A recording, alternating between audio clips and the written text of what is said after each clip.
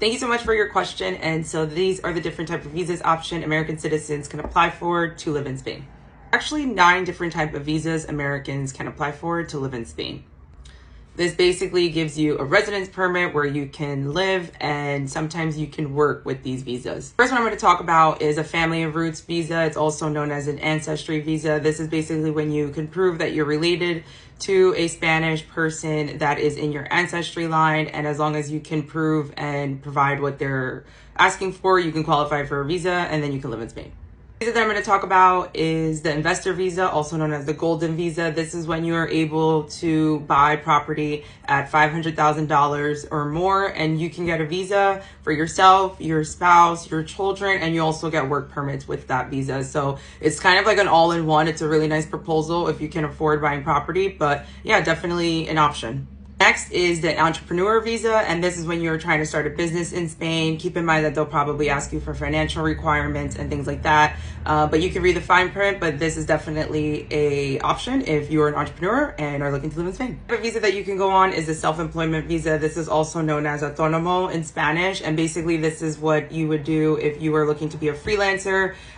Just keep in mind with the fine print, because this might not be ideal, because they do charge you like a monthly fee for a bunch of stuff and a bunch of different taxes. So you want to make sure that it's also lucrative and in your best interest that you would go on that visa. And yeah, so that's the freelancer visa. It's similar. The next visa I'm going to talk about is the employment visa. This is basically when a company in Spain finds an American and hires them. They will most likely cover all the paperwork and ask you to do like a few things, maybe like start the visa application and whatnot. But usually if you get a visa this way, the company will do everything on your behalf, or mostly close to everything.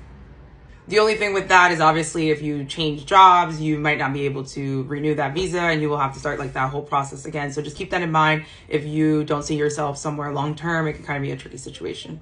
Next, you have the non-lucrative visa, which is also known as retirement visa. This is when you can prove that you are obviously coming for retirement, and you have to have a certain amount of money in your bank account, as long as like a certain amount of money, I believe, that you receive monthly. Last but certainly not least is the student visa. This is if you're going to study in Spain for school or go to some type of schooling and you apply for a student visa. The only thing with this is that you can't work. So most of these student visas don't allow you to work. And if you do, I think you can only work like up to 16 hours or something like that. For the fine print, I'm not exactly sure with exact details, but yeah. Lastly, there is a digital nomad visa that is supposed to come out this year in 2022. This obviously is for digital nomads and people who work remote and are trying to live in Spain. The visa is supposed to be up to a year, but they haven't given exact details out because they haven't like formally released it. So nobody really knows what's going on with that. But that could be of interest if you work remote and you are trying to live in Spain.